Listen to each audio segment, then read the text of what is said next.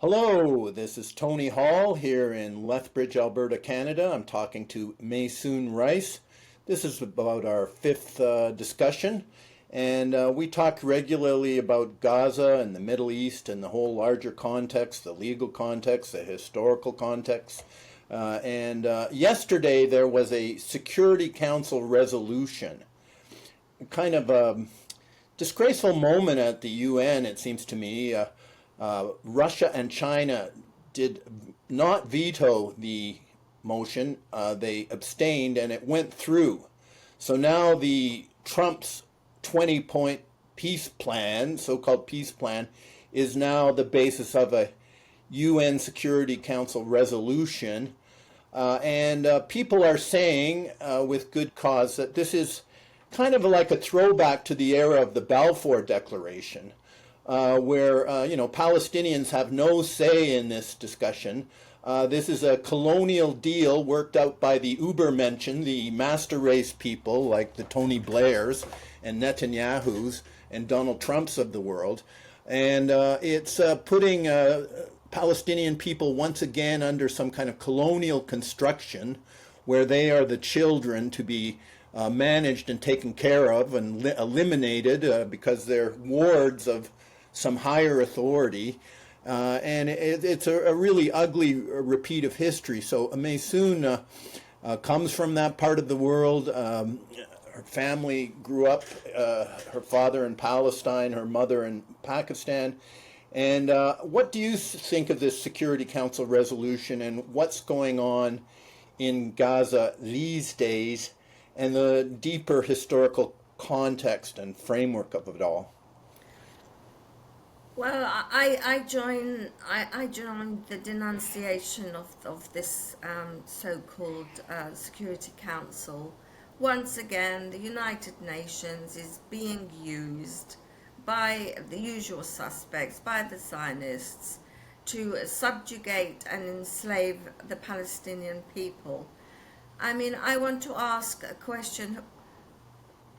Who has the right to speak on behalf or determine the future of the Palestinians?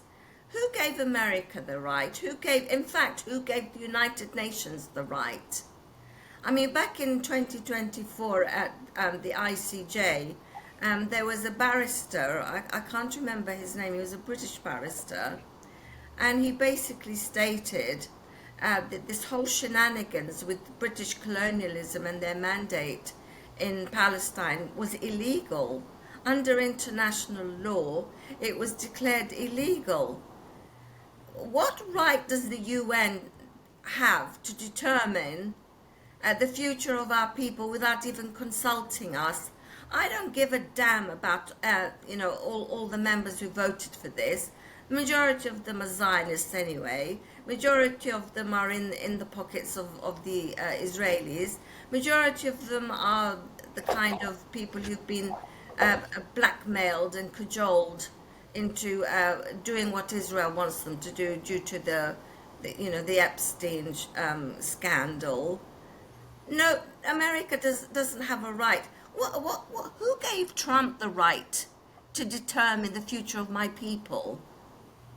He thinks he's the king of the world, and that he can do and say what he wants, and he can declare war on whoever he wants. He can arrange assassinations on whoever he wants. And here he is. He's got this farcical United Nations Security Council passed through the UN. And the Israelis always accuse the UN of being biased towards the Palestinians. I mean, to me that is such a joke. I mean, first of all, it was the UN that created the State of Israel, illegally, by the way. It was the United Nations that gave away more than half of Palestine to the Jewish colonialists who came from Eastern Europe. Who gave them the right to do that? And it was the United Nations that I didn't vote for the United Nations. United Nations created the Genocide Convention, which is, clear that genocide is taking place, and the United Nations law on this matter is being flouted. I mean, Maisoon, since 1492, of course, European governments took over trusteeship over most of the people in the world. Most of the planet, of the globe, was divided into the colonies of Britain, of France, of Portugal, of Belgium, and on and on. This created an era where people became colonial subjects. They didn't have any governance over themselves. They became, in Congo, for instance, sort of like slaves in the rubber trade. When Leopold, the King of Belgium, was talking about civilizing these savages, at the Berlin Conference, control over peoples throughout the world, the vast majority of the peoples of the world, were transformed into people who had no vote, no say in their own government, no say on how their own natural resources would be disposed of. In India, throughout Indochina, throughout Africa. Interestingly, the Western Hemisphere has this sort of history emanating out of the revolutionary history of the United States in an ironic way that was sort of copied by the Bolivarian Revolution in the early 1800s. But this transformation of people into colonial subjects, this has been one of the darkest phases of history. It involved slavery. It involved, defining people by their skin color. It involved all sorts of scientific theories about how some races are superior and above others. And when they created the United Nations, the supposition was all this would come to an end. And then there was the concept that, well, people have the right of self-determination. We're not going to do this any longer to decide, well, these people are like children, they're low down in the scale of savagery and civilization, and they have to be governed because they're not able to govern themselves. And so many kings and governments were given the power to be their governors and did, terrible things. Absolute power corrupts absolutely. But the formation of the United Nations was kind of meant to be, okay, we're not going to do that anymore. But interestingly, the Jewish state of Israel, it wasn't a power seeking decolonization. It was an expression of the essence of the colonial imperial movement. From 1492 till 1948, there was Palestinian people, Arab people dominating Palestine, and then Israel was sort of given an extra dose of imperial power, empire-like power over the Palestinians. And it was almost a caricature, from 1948 onward, the genocide, the immediate genocide, the effort to eliminate Palestinians, to make them have to leave, to put them in refugee camps, to transform them into stateless people, because there was supposed to be an Arab state that never was created. They still talk about it as this two-state solution. Where is it supposed to be?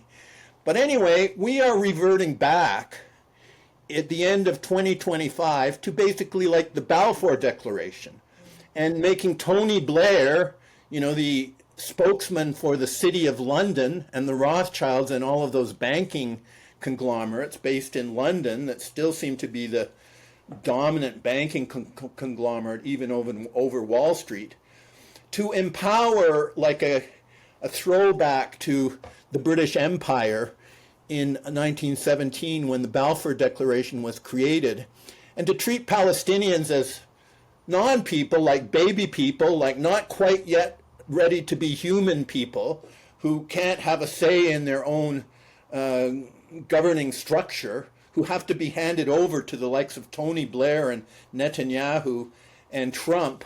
What a spectacle this is. What a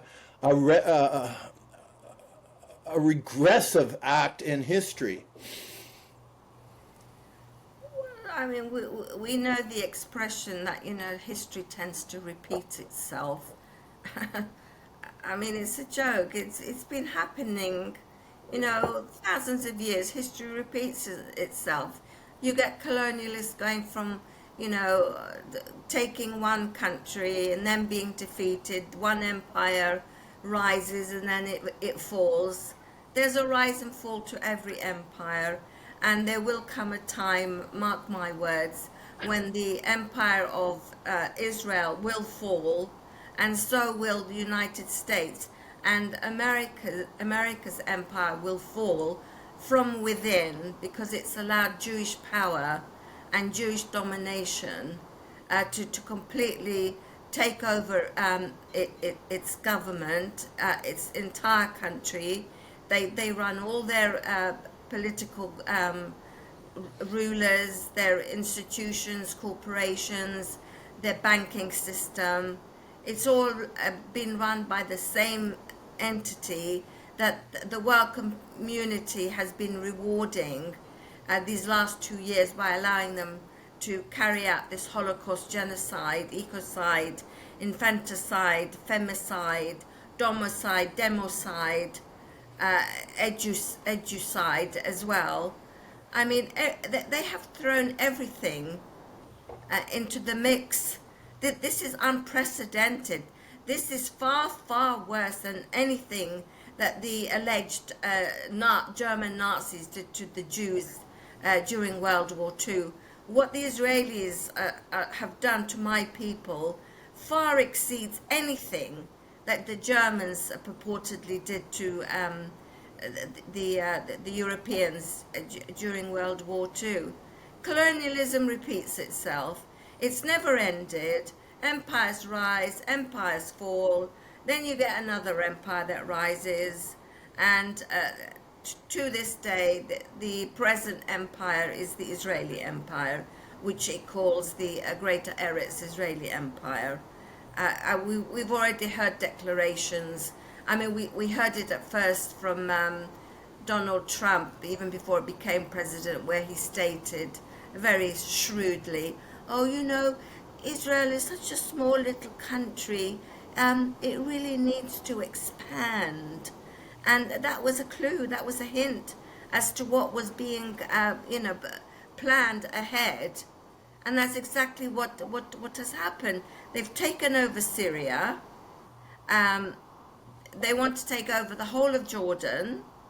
Of course, they're taking over the West Bank at the moment. And, you know, all these Europeans who, spew outrage about Israel, what it's doing in the West Bank, just falls on deaf ears. United Nations isn't interested. United Nations has never honestly been interested in the rights and self-determination of the Palestinian people.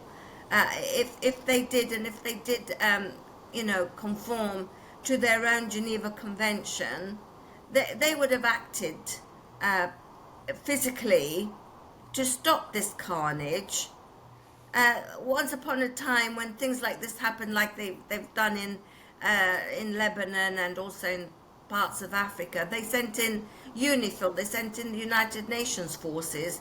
We didn't get this in the case of the Palestinians. Why is that? And now with this new UN Security Council resolution, they're planning to send foreign troops who are all working for the Israelis and the Americans to come in and bully people in Gaza into submission. They think that's the best thing to do. And like I said, the Israelis have got carte blanche to take over the West Bank, which they are doing. They've already expelled around 70,000 Palestinians in the West Bank, making them refugees in their own homeland. And some of these refugees were made refugees pre-1948, when they were thrown out of the areas that the United Nations gave to the Israelis. So, two, 3 times, my people are being made refugees. And the same goes for the people in Gaza. They were told, you've got to move south. You've got to move to the middle. Then you've got to move to the south. Then they kept declaring, oh, this isn't a safe zone. This isn't a safe zone. Go to the safe zone. They go to the safe zone and they get bombed at the safe zone. So they move on to another supposed safe zone, and the same thing happens. They're bombed in the safe zones. Nowhere in Gaza is safe for Palestinians, nowhere. And now the West Bank isn't safe at all. And then there's a lot of, I don't know if you're up to the news. Did you hear about the mysterious flight that arrived in South Africa? Hmm. I can't remember how many. I think it's nearly 200 Palestinians were on that plane, Hmm. and at first the South African government refused to accept them because it was strange that this unannounced, undocumented flight arrived in South Africa.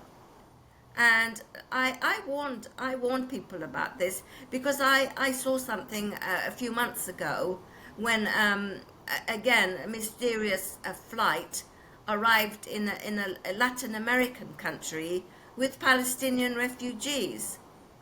We weren't given their names or anything like that. Their identities were not given. All we were told was that they are refugees from Palestine. Now, these people who are they are being forced to go on these flights. This is ethnic cleansing. This is ethnic transfer. And these people probably, I mean, I would say with certainty, are the abductees that were taken by the Israelis. I can't remember the exact figure, but thousands of people from Gaza disappeared. They've also calculated that I think is it around 10,000 children are missing in Gaza, or maybe it's a lower figure, but anyway, it's in the thousands. And these people that are being put on the flights, they are being ethnically cleansed from their country. I don't really like the term cleanse because there's something that sounds sanitary about it. It's like a very dirty act. It's like a genocidal act.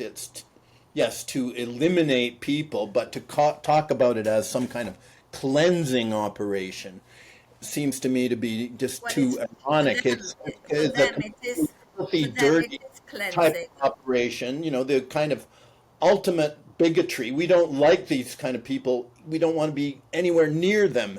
We want to get them as far away on the other side of the world as we can. And the rest will kill, and that's what we've been seeing. Will destroy their capacity to live there. Will destroy the region, the natural Well, life-giving attributes of the region, you've and the got plumbing and the sewage and the healthcare, and we'll bomb the doctors, and we'll bomb the journalists, and journalists. we'll starve the people, and this idea that Maisoon, that okay, this has been going on for since time immemorial. One civilization rises and then another one comes along, and they replace one another, and one rises and the other falls. But we're in a different time now, where the whole global structure of things is so interactive, is so connected, that the idea that we'll just China will disappear and something else will come along, or Venezuela will disappear and something else will come along. Like, it's not like that anymore. We're such an interdependent globe, and so if weapons of mass destruction and bad things happen, it's not clear that the whole thing goes down. Once one system starts to fall apart and another system starts to fall apart, that it creates a global sequence of events, a domino effect. So we really are not in that position anymore, that we can just imagine there's going to be some place that survives, that comes along to create the basis of the next civilization. And this global phenomena of organized Jewry as a global group, and this Zionism takes on a global movement, and it dominates, in many societies. It's not just a matter of controlling the United States so the United States can be the backup to the Israel armed forces, which is at the head of the spear of the delivery of genocide. No, the United States is very much, it's not just complicit in the genocide, it's a partner No, it in is. the genocide. And this U.S.-Israeli connection has such spokes and ramifications and networks throughout the world that we're looking at something that is I mean, in a certain sense, Palestine is the focus of the world right now, and this genocide is a sneak preview of the world we have arrived at, the world that is ours from here on in. It seems that clearly the people behind this genocide, whether it be Planeteer or the government of Canada or the various arms agencies or Wall Street or the Rothschild bankers, the City of London, however we conceive of it, there's such a enormous concentration of power behind this genocide. It expresses so many elements of our power system. All we have is the reality that we can see that people by and large are decent and they can't stand what we're seeing. And it makes the people behind it, they are monsters. They are demonstrating that this is not a human type of operation that we've really ever seen before. It's just so drastic and extremist. So we're sort of in this global fight, this fight for the future of the world. And this genocide, connected to all the financial goings on, this genocide connected to the exploitation of children, the mass murder of children, the exploitation of children for sex, for their organs, for their, the type of hormones they can give to make old people feel young again, and this complete parasitical turning on children, whether in the Epstein case, the Trump-Epstein phenomena, the reality that getting pedophiles to express their love of having sex with children is a great way to blackmail people, is a great way to control. You can pretty well see with Netanyahu back and forth in the White House that they're playing Trump, that they have stuff on Trump, that Trump is being blackmailed and is subject to this whole Epstein affair. We see that Epstein, with his dealings with Mongolia or Cote d'Ivoire or Putin, that he is a big-time player. And whether or not you call him Mossad, it's very clear that this was an operation being done for the benefit of Israel. And this is obviously part of the structure when we see Netanyahu getting all these standing ovations in Congress. Those people have had sex with children. They've been taped having sex with children. They're paid off. They're bribed, and we're sort of at the center point of such an enormous facing a reckoning with who we are as humanity, what we have become, what we look like, what it looks like where we're headed, because it does look like we're headed towards very dire outcomes, which, this would only be the beginning if they get away with this. What comes next? Or there is this other side of it that human beings, like average human beings, decent human beings all over the world, get together in the streets and they make it clear they can't stand it anymore. And they're not going to just turn on CBS and see Barry Weiss, speaking as the editor-in-chief and watch shows about how dastardly Muslims are and how they're such a terrorist people. And, this is clearly the next line of defense for Israel to build up the Islamophobia, which they, worked on so hard in 9/11, and get people hating Muslims and condemning Hamas and condemning terrorists and, making all this kind of sort of gutter social science that they attempt to do. Tony, I had an argument with somebody who used to be a long-time friend of mine, He was a British guy, sort of works for peace and all this business. And I got into an argument with him about China and Russia. He just thinks that, China is going to be the savior of the world. And I said to him, look, you're living in cuckoo land. Both China and Russia are members of the globalist movement. They may be on the other side, but they're all serving the same agenda, the same purpose. Now, Vanessa Beeley did a show on a UK column where a headline of one of her articles was, why did China and Russia abstain at the UNSC and sell out Palestine to the Trump peace scam? Well, I can answer that to her straight away. Russia and China are part of the globalist movement. Russia and China are Zionists. Russia and China both developed their communist system, which was created by Zionist Jewry. That is the origins of communism. It is Zionism. It's another arm of Zionism, and Zionism, of course, is the political arm of Judaism. And we are now living, as far as I'm concerned, we are living in a biblical prophecy. We are living in the reincarnation of Sodom and Gomorrah.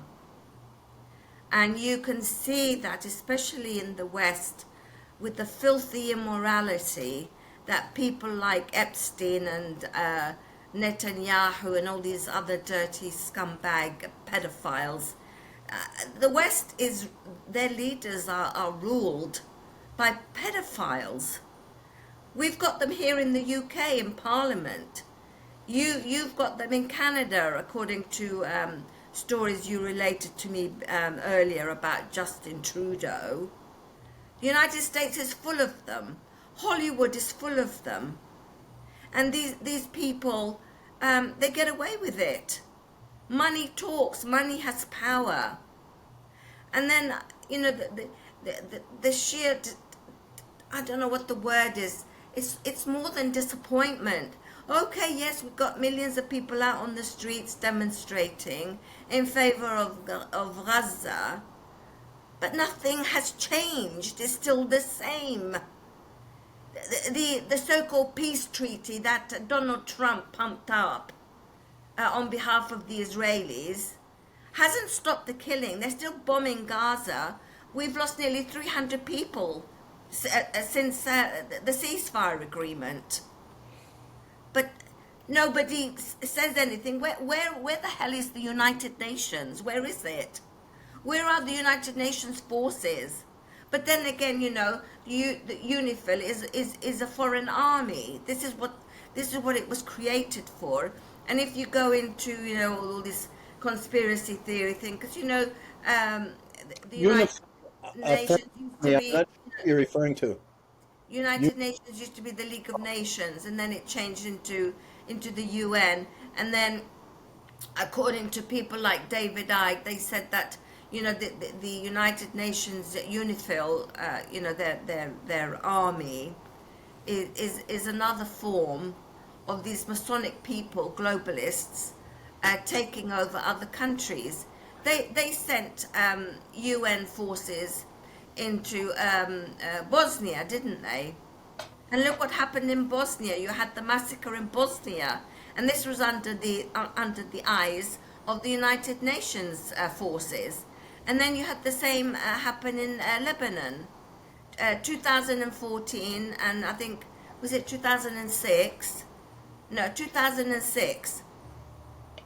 They sent in UNIFIL, United Nations forces, and the Israelis were allowed to carry out 3 massacres, especially the one in Cana. It was under the full glare of the UN, and they did nothing. UNIFIL didn't stop the Israelis at all. And then I question Russia's role in all this. Uh, why did Russia and China abstain? Why? If That's a they big if they question. declared support, they declared support and concern for the self-determination of the Palestinian people, and they also voted for this. It's a dead horse. This two-state solution. It was never viable in the first place. And I'll tell you something. There's no way in hell that the Palestinians will want a two-state solution after what they've done in Gaza.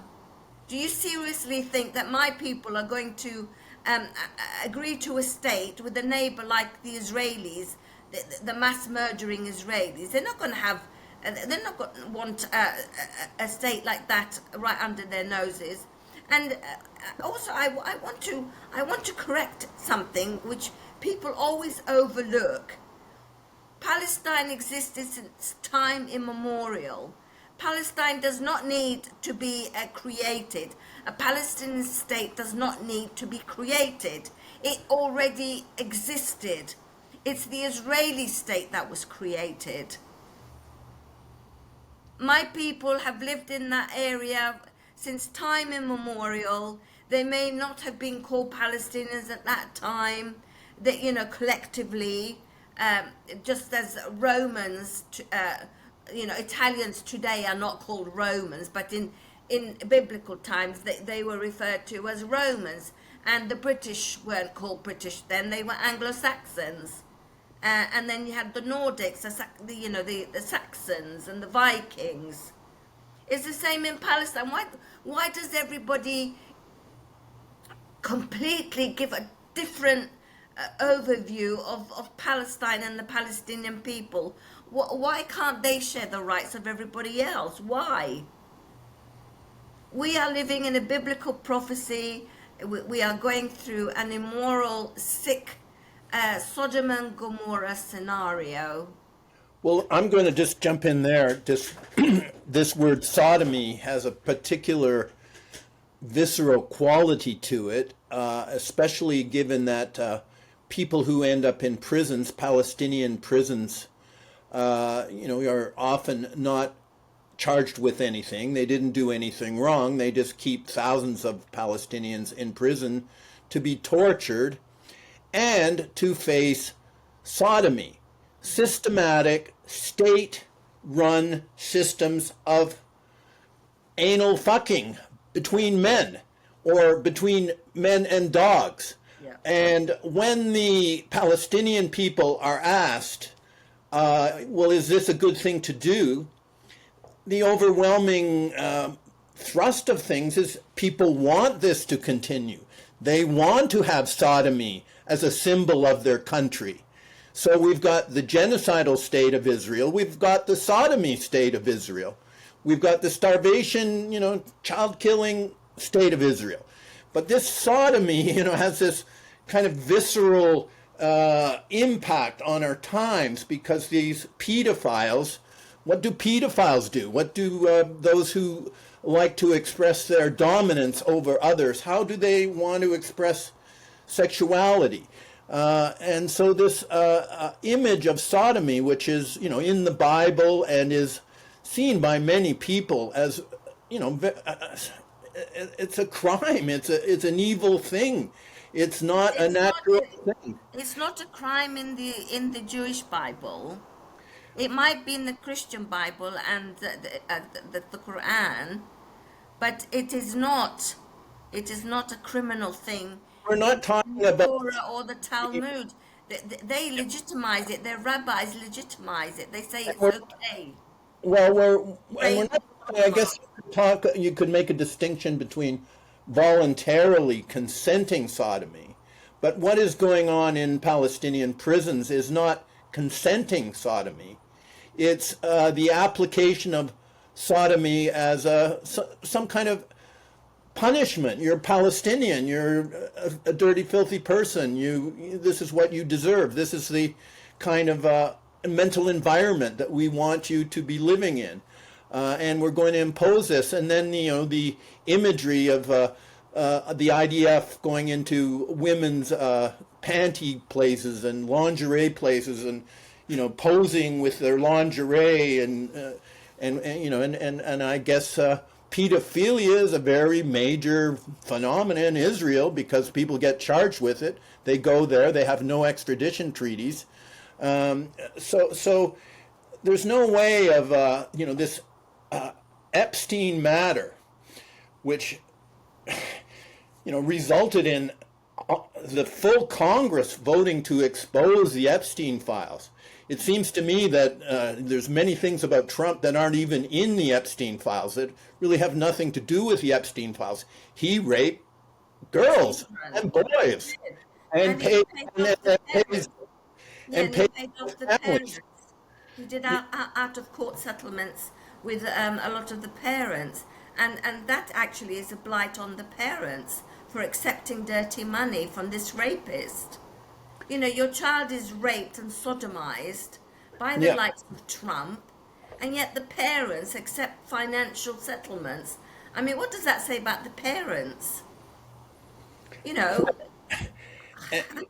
what does it say about the whole system of governance, where this is, can be found on the open internet? It's not that hard to find this material. I worked on this subject of the Epstein matter I thought I understood it, but then as I started to look into it, and the obvious place that you end up looking is the situation with the women, with the former girls who've now grown up and are, and obviously have been scarred and and that poor woman, what's her name? I can never remember her name. Gila something. Guifrey. Yeah, yeah, her. I can And remember the farmer sisters are emerging. She died early, didn't she? She died early. I mean, can you imagine the trauma that woman throughout? She was heroic, man. She wrote a book. She got people in court. The early court cases, it was all motivated by these women who were the victims, and they did have a period where they got Epstein and Maxwell into court, giving a testimony. But the real Epstein papers are the Epstein papers that haven't been created. So far the only people who actually molested children are Epstein and Maxwell. And all these thousands of young people involved, apparently nobody else was involved. But, obviously there were thousands and thousands of people involved, and thousands of people who are, the most powerful people in the world. And so the real Epstein files should be the court documents for the court cases that haven't happened. The thousands and thousands of court cases of, child molestation and rape and abuse that haven't taken place. And that fact that, we're at this point in late 2025 and no such cases have taken place. You hear it goes on, but we still, the names and all of this, like the major part of the Epstein files is the part that hasn't been made yet, which is to do with the legal proceedings that we have not had. And by virtue of them not having legal proceedings, and by virtue of the fact that the International Court of Justice, for instance, can pass these motions on genocide, and we have laws about the Genocide Convention for the prohibition and prevention of the crime of genocide, but it never gets enforced. And pedophilias can act like pedophilias, and they never get the laws imposed on them. So we have this chosenite culture, this culture where the law is kind of a farce, where it applies to some people, and some people get it enforced on them in a ruthless fashion, in the name of the rule of law. But, there's this elite faction that never have to face any consequences, who are above the law. And this makes a statement about the nature of our civilization these days that is intolerable, that makes it so that any submission to police culture is a submission to some kind of terrorist cabal thug gang, because the people who are supposed to be enforcing the law are in fact enforcing the impunity of people who are above the law. And so how are we going to move forward on? There is no rule of law, Tony. There is no rule of Yeah. law. The law is an ass. I said that to my sister. My sister's a solicitor. And I said to her, the law is an ass. And look who runs, most of the judicial system. I don't know about Canada, but in the United States and here in the UK, about 98% of them are Jewish. It's very apt that it's called judiciary. It's very, very apt. The ICJ is a joke. I've said this before. I actually blame the ICJ for the continuation of Israel's genocide since they made that ridiculous statement about plausible genocide when it was under the American president of the ICJ. And then she was replaced by that idiot Lebanese guy who they shipped off to Lebanon afterwards to become their stooge in Lebanon. And then they rewarded the Ugandan woman who was the only one who voted for the Israelis during the hearing in 2024. And hey ho, she's now the president, would you believe? And and she bases her voting on the fact that she's an evangelical Christian and she has to go by her Christian values in supporting the Jews, because Jesus Christ was a Jew, which is not true. Jesus Christ was not a Jew. He was never born a Jew. He started his new faith from day dot.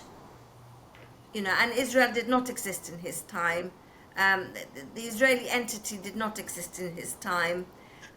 Like I said, in those days, people weren't called Arabs as a collective. They belonged to a variety of tribes. As God states in the Quran and also in the Bible, I believe, God said, we created you into tribes and nations so that ye may know one another. And this was what constituted Palestine, aka Canaan, as we say. And within Canaan, even under the ancient Greeks, when they ruled it as an empire, and then you had the Romans, and of course, Palestine since day dot has been colonized by a variety of imperialists and colonialists, from ancient Greece, Romans, Mongols, the Crusaders, the Ottomans, the British, and of course East Europeans now, the Ashkenazi Khazars. People in those days were known by their tribes. They were the Jebusites, the Mennonites, the Canaanites, the Philistines, and what's the other one? The ones that they call the Jews. I can't remember what they're called. But the Israelis begins with the P, but I can't remember it. Sorry, I'm really tired. Pharisees? Pharisees, that's the word I was looking for. Yes. In those days, these people were not collectively known as Arabs. All these different tribes that and the Samaritans. You had the Samaritans, and they, even to this day, the Samaritans exist in Jerusalem, especially. There are Samaritan Jews, there are Muslim Samaritans, although they are mostly of Jewish faith. But the state of Israel did not exist in biblical times, and I blame the Christian, the Vatican, and other Christian, hierarchies who have propagated this fake myth about, Israel. When you talk about the children of Israel, we're not talking about the children of the state of Israel. We are talking about the tribes of Jacob, whose name was renamed to Israel. I can't remember what it had a definition. I think it meant warrior, but I can't remember.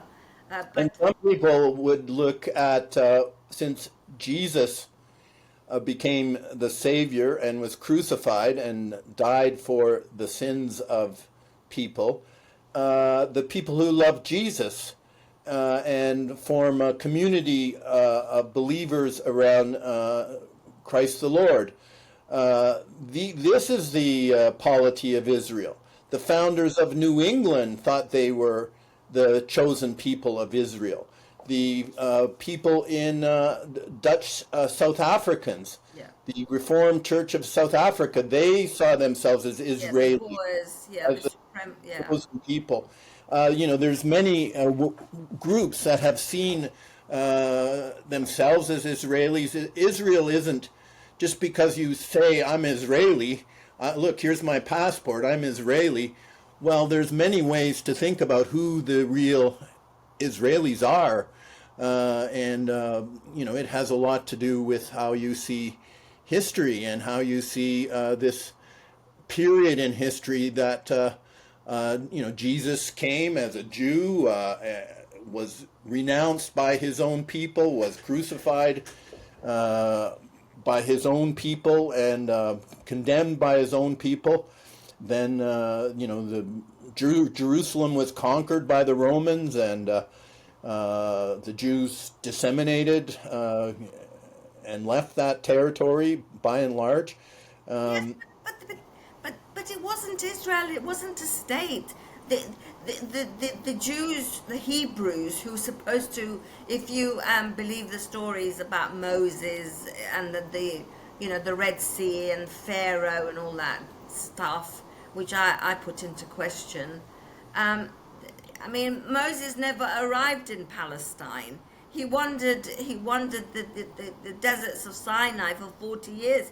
He was banned. His tribe were banned because they went against God. And the people who finally entered Palestine, or the land of Canaan, they were Hebrews, yes, but they set up shop, as putting it simply. They set up shop in a tiny little community within the land of Canaan, and this little community, they gave it their own name. They called it Judea and Samaria, but it wasn't a state. Mm-hmm. It was just tiny communities that engulfed the Hebrews. Under, I think it was Joshua who successfully brought in the Hebrews, into ancient Palestine, and Canaan as well. It was the Greeks who renamed Canaan. They renamed it Palestina.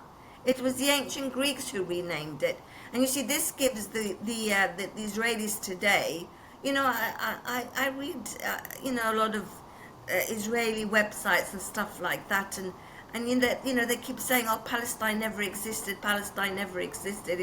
It's made up. It's made up. You see, it didn't help that the Greeks renamed it Palestina, and they only choose parts of ancient history that suits them, but they won't accept it from a realistic, factual basis.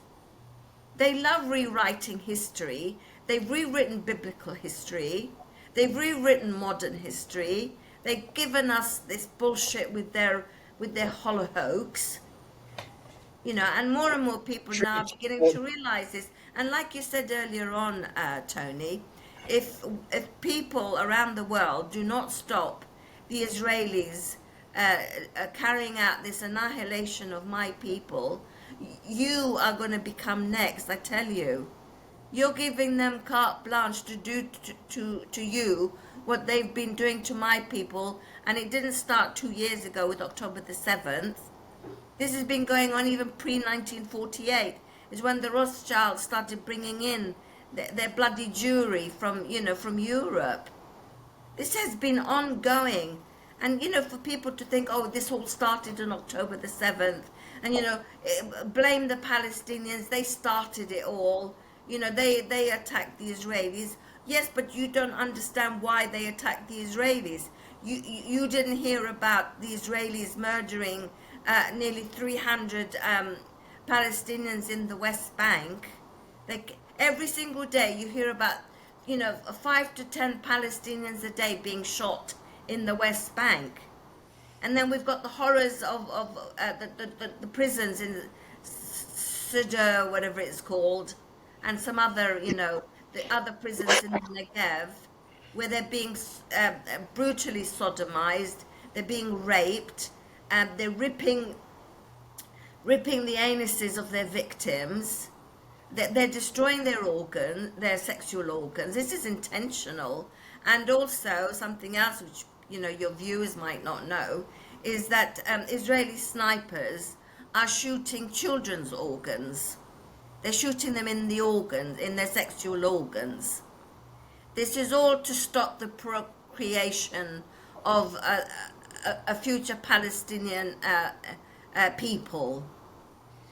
They are, they are killing and they are destroying their sexual organs.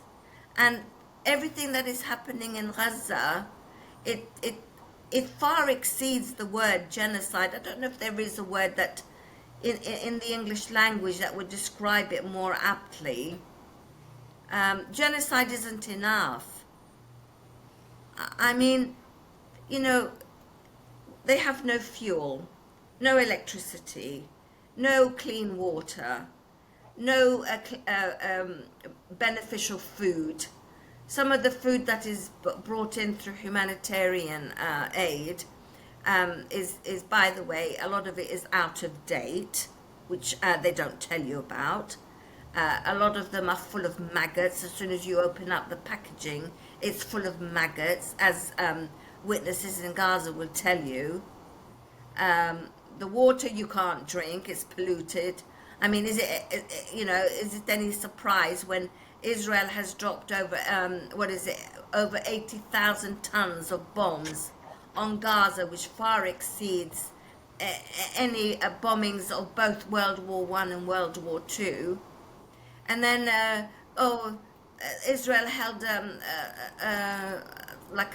conference in Tel Aviv, inviting, I think it was 20 nations who turned up to show them their prowess of what they've done in Gaza. I mean, really, this is psychopathy.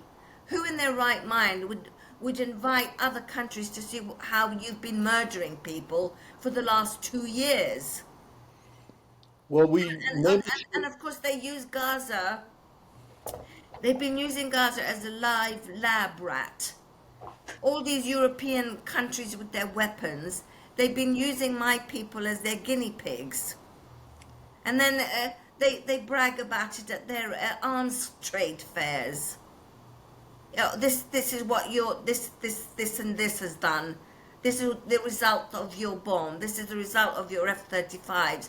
This is the result of your laser technology and all these other horrible, nefarious WMDs. And by the way, I'd like to mention one thing to you, which I don't think other people talk about, but it's my personal sort of inkling. It's my gut tells me. You hear about the dreadful weather, the rainstorms that people in Gaza are enduring today, flooding their tents and so on and so forth. Please tell me, Tony, how come that these storms only affect Palestinian refugees and the Gazans, but it doesn't affect the Israelis in the north of Gaza? Well, I could take that a little further and say this lack of water in Iran, where there is a drought,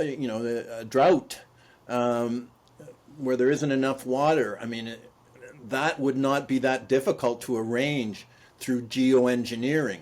There's a targeting of Iran, and Iran is suffering from a lack of water. Is this a a technique of warfare now, geoengineering, affecting of weather. Like there's lots of indication that it is. Now this experimentation that you talk about, I mean, one of the big areas of experimentation in these days, maybe the biggest of all, is the ultimate battlefield is in our minds, is in our imagination, is in our attitudes, is in our way of making sense of the world or not making sense of the world. And so the United States has become a kind of testing laboratory for a real contest, a real war of sorts for the public opinion, because for the first time since really World War II, Israelis, Israel First Zionists are having to face the fact that even in the United States, there is a preponderance of public opinion who identifies more with the situation, the abominable situation of the Palestinians, and are against what Israel is doing to the Palestinians. And this is a first. And, you know, let's face it, that there's a certain young man by the name of Nicholas J. Fuentes with his late night television shows being largely emanating from and directed at Gen Z, the generation that have really been cheated out of, you know, decent futures in the United States, where there's little work, you know, the economy is going down, down, down, secure jobs are less and less, you know, and then Trump brings in 600,000 Chinese students, and, you know, the Democrats open the borders. And so this question of is the United States actually run by Israel? Is the U.S. government so dominated, you know, which we could see with Biden, which we could see with Trump, that this promise of Israel first has become, you know, what we are in fact delivered, what the American people got instead of Israel first, or make America great again. And so this, whether it be Fuentes himself or Tucker Carlson or Candace Owens, you know, there's a range of people who are breaking it out, Dave Smith, people who are talking about these issues in a wide open way, and really begging the question and forcing the issue of, you know, why should the U.S. government be so subject and subordinate to the agendas of Israel and the desire of Israel, for instance, to eliminate Iran, because they can't do their Greater Israel scheme and you know, expand their imperial power as long as Iran in its present form is in place. And so this quest to eliminate Iran and to somehow compromise Trump, so that he's already, you know, got involved in a war with Iran as U.S. president. You know, this is basically become the central question now in U.S. politics. Is U.S. going to back up Israel and attack Iran and get them, you know, back up their position? And how are they going to handle the psychological manipulation, the psychological engineering, if they're going to attempt to, you know, continue to go in this direction? And, you know, Can I interject? yeah. You talked about the United States and Trump bringing in 600,000 Chinese students. I thought Trump was anti-China and was against anything anti-China. So why the hell did he allow 600,000 Chinese students to come into the country? And secondly... Well, it's a plan. It's going to happen. Yeah. But it means so many less seats and good positions for American students. I think this is all political theatre. I think all three of them, Russia, America, China, I think they talk to each other. You know, they toast each other with their whiskies and their vodkas and everything else, while they're plotting and planning against everybody else. And another thing, this whole business with the Epstein files, Okay, yes, Epstein and Maxwell are at the heart of it. No, actually, not at the heart of it all.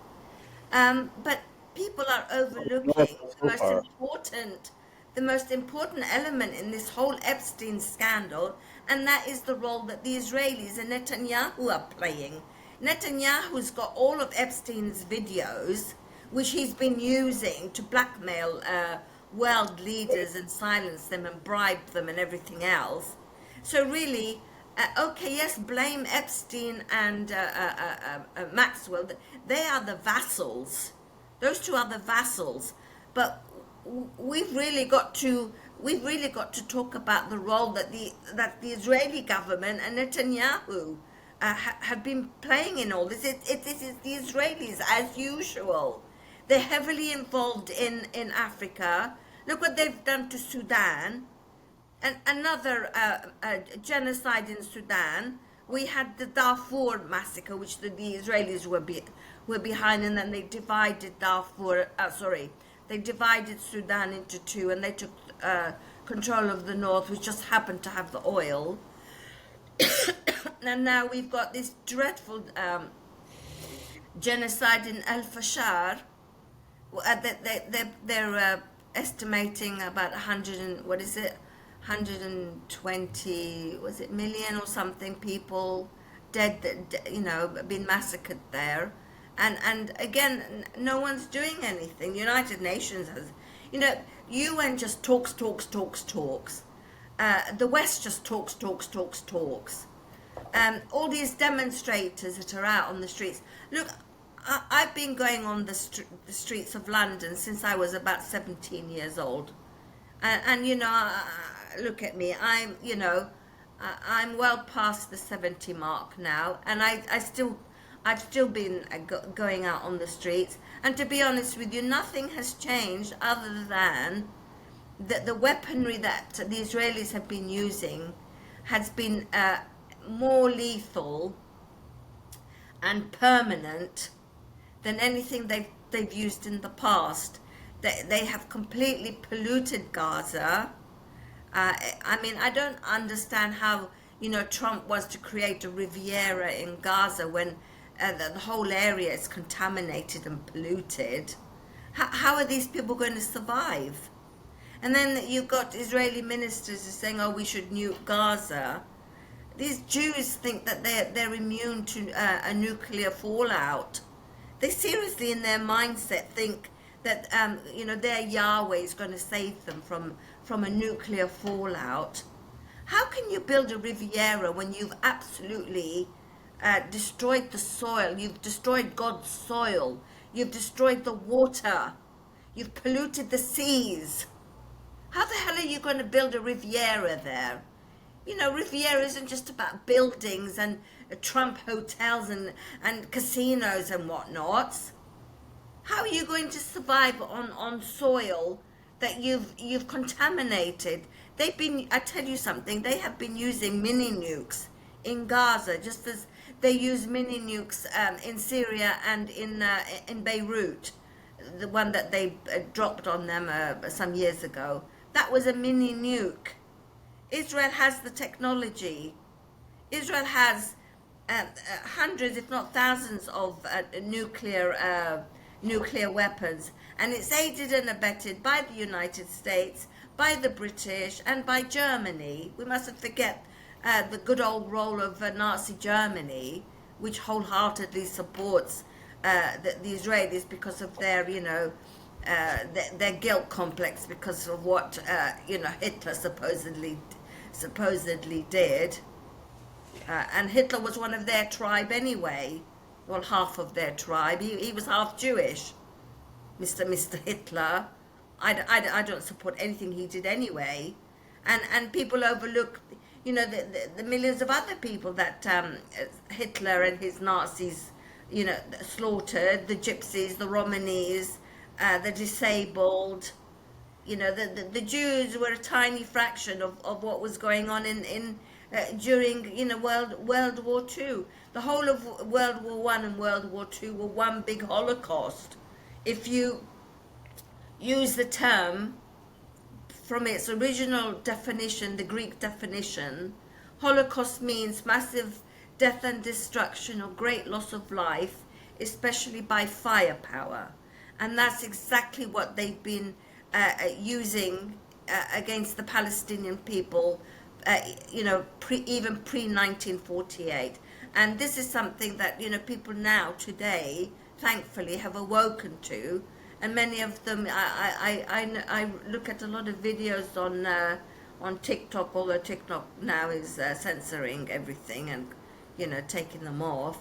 But Americans, ordinary Americans have come to the realization that, they've been taken for a ride by the Jews, by the Israelis. They're destroying their own country. And Americans have allowed the Jews to do this.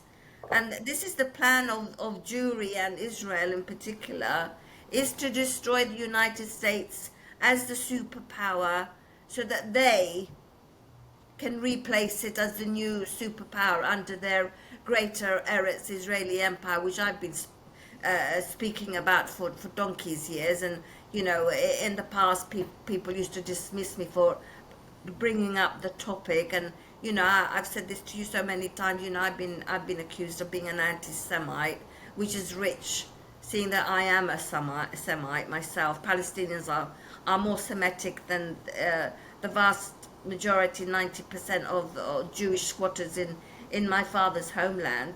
They're not Semites at all. They're all Khazarian converts to Judaism. Just because you follow what was classified as a Semitic religion, which Judaism, the original Judaism, was classified as, it doesn't mean that today's Jews are Semitic. They're not. They may have followed a Semitic religion, but they're not Semitic.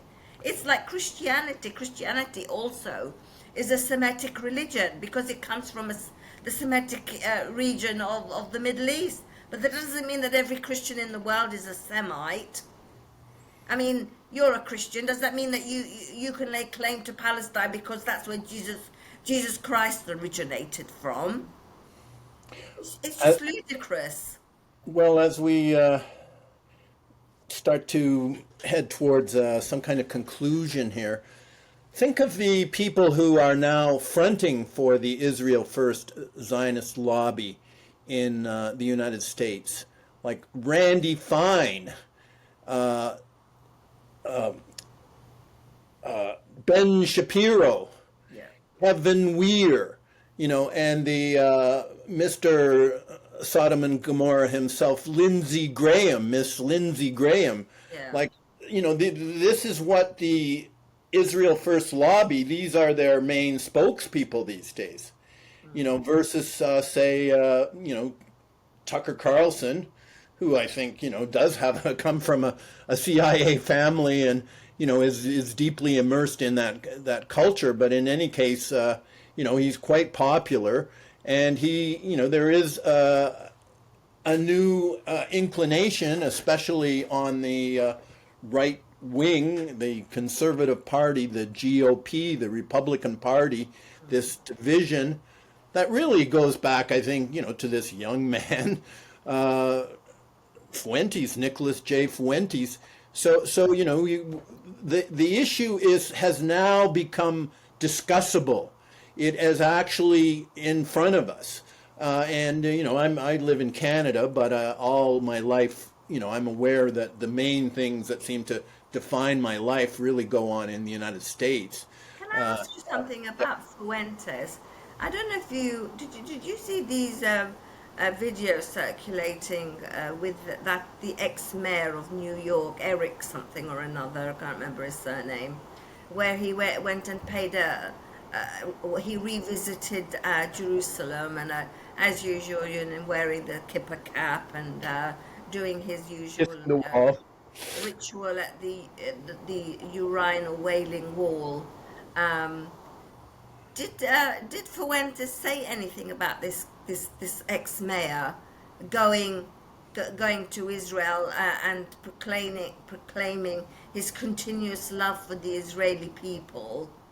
Well, he's I'm just always going curious. on with that subject, but of course, the new mayor of New York, Yeah, the Muslim fellow, Mamdani. Mamdani, this also sort of changes the formula of things a lot. Um, I'm so, curious, actually. I'm curious. I'm curious to know and I how think it how came up that Eric Adams, like there was some kind of a group who were saying, well, where are you going to go next? Where are you going to visit? And they all say, well, of course, I'm going to Israel. yeah. I'd And love he to was go the to only one who Israel. didn't. And Mom Donnie didn't say that. And interestingly, he apparently is going to do boycotts, divestment, and sanctions, and he wants to create a sort of financial system for his politics, which call into question, the whole treatment of the Palestinians by the U.S.-Israeli merged state. But I'm Um, still curious, Tony. I'm still curious about Mamdani's victory. I'm not belittling him, but I'm still curious. I'm still curious as to why the alleged 30% of Jewish New Yorkers decided to allow him to win the mayorship. There's something fishy going oh, on. of course, there's a They have an deep agenda. They aspect use to all of people. these. Yeah, and remember when Obama came out, and it seemed so wonderful and so spectacular that such a person would emerge from the system and with such good intentions, and look at how that turned out. So you become cynical, but nevertheless, there is a breaking open all my lifetime, and you find out there's certain topics that if you talk about them insistently, you get in a lot of trouble for. And some of us find out in a very sort of graphic, visceral Oh, way. it's happening it terribly in the UK. People And are being the United arrested States is, tweeting and posting comments on X or making a small video saying that they oppose they oppose the genocide in Palestine. yeah, and And if we were you, talking about arms. It turns out the Elbit system, which the Palestine Action Movement was attacking, apparently they've made an absolute obscene profit in the last 2 years from this war. And the same with Germany and Turkey. We mustn't forget Turkey. Everybody thinks, oh, Turkey supports the Palestinian people. No, it doesn't. Turkey is run by Donma Jews, the Sabbatai and Zevi Jews.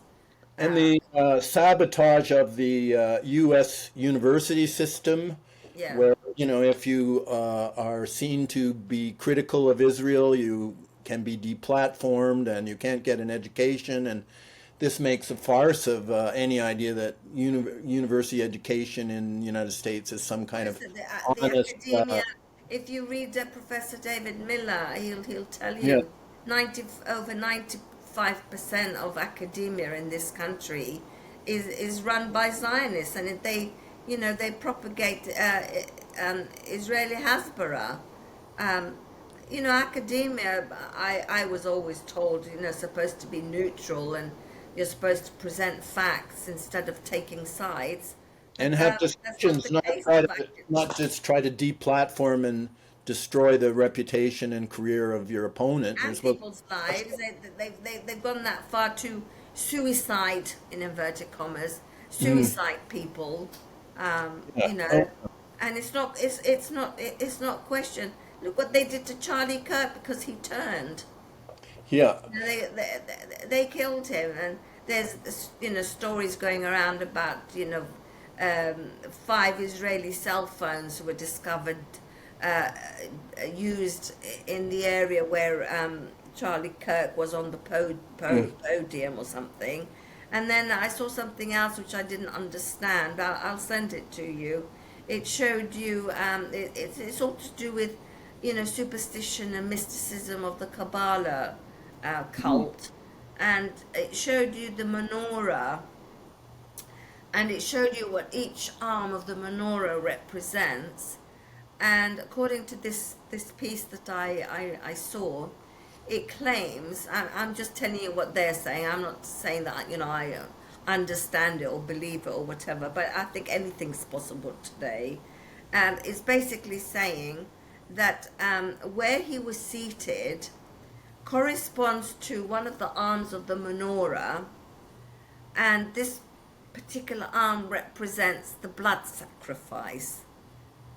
And this is something, the Jews are well known for, blood sacrifices during the Middle Ages and after that, with sacrificing Christian children and so on, which they always used to refer to as blood libel. But there were so many priests and so on who have, validated this claim.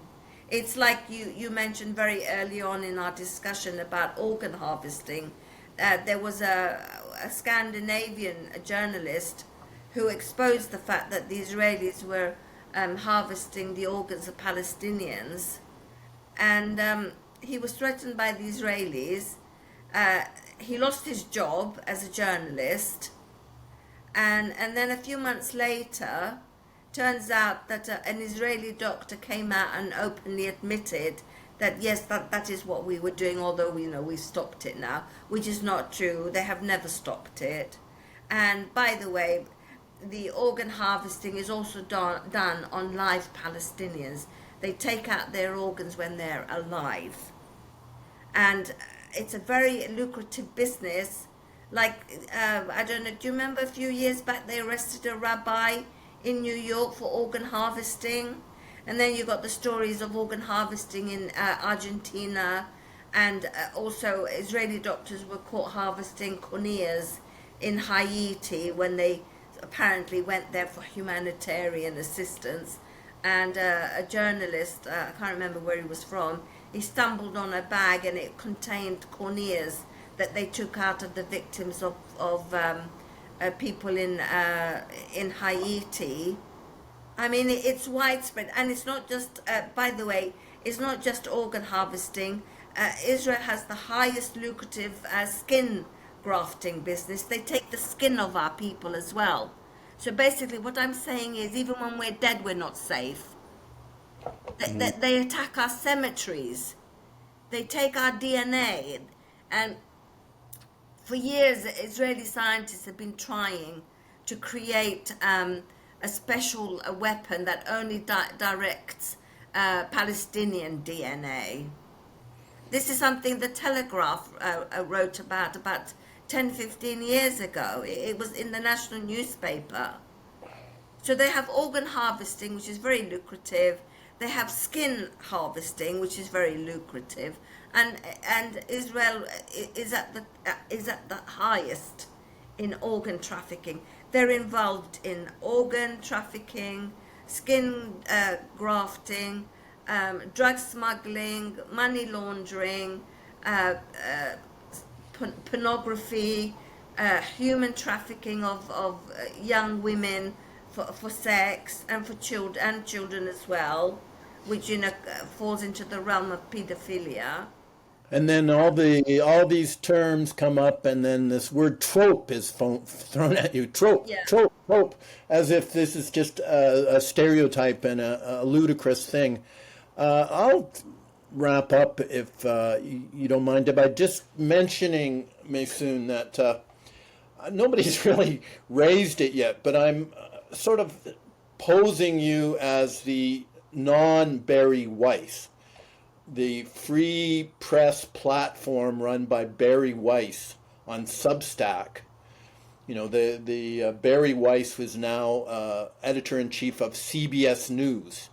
CBS News somehow is absorbing the free press platform of Barry Weiss. She's being paid hundreds of millions of dollars to advise CBS, and Larry Ellison and his son David on this. So I'm sort of posing you as the alternative to Barry Weiss. Barry White, whoever she is, and all the other, she's not the only one, Tony. They all are. Your Yeah. media, your media is under their control. All their pundits Yeah. are of that ilk. That they're all paid by that ilk. To this is Israeli Hasbara. For God's sake, they pay students, university students, Well, that's to what be Barry Weiss was at Columbia. She was, came forward to complain about her Middle East studies professors and whatnot. That's how she made a name for herself. she's But not in the any case, not the only you one. know, You know, it's she's a just big and subject. I tried to raise the subject. The whole organization of the media empires of Zionists, of Israel First proponents, and all of this. she's a little fish in a bigger tank.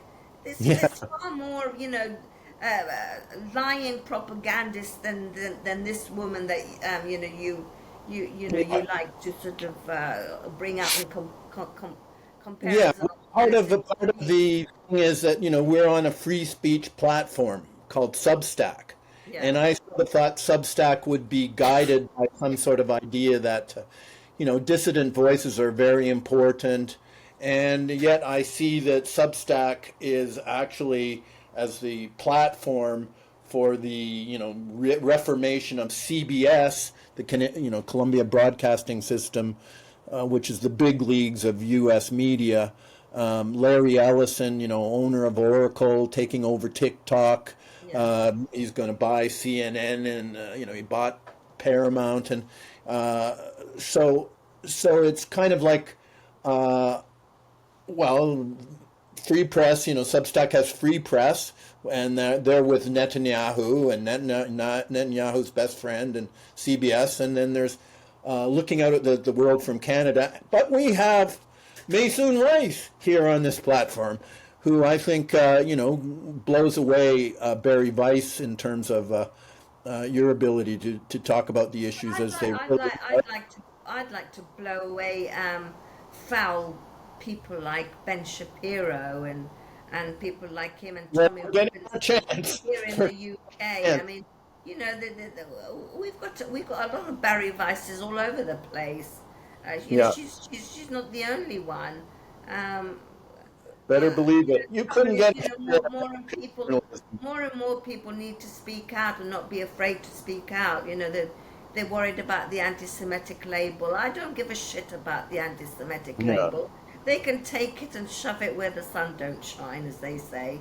I don't care. I speak facts. I try and back what what I say. If I get anything wrong, then it's unintentional. But we've been basically lied to throughout our history, both biblical and modern history. And it's time that we had a world revolution where the people of the world stood up, revolted against those that are ruling them, who do not represent them at all. They represent self-interest. They represent the corporations, the banksters, big business. It's all at the crux of the matter. It all boils down to money. Money is power, and money buys power. Money buys politicians. Money buys governments. And Okay. I just want the collapse. For me, I want the total collapse of the, the, the Jewish financial empire, and I want the collapse of the Israeli entity. Hallelujah. I hope that happens, inshallah. I pray to God that that happens and happens soon before they completely annihilate and exterminate my people, which is, coming to the fore, sadly. Uh, In- you know. Inshallah. Inshallah, Inshallah.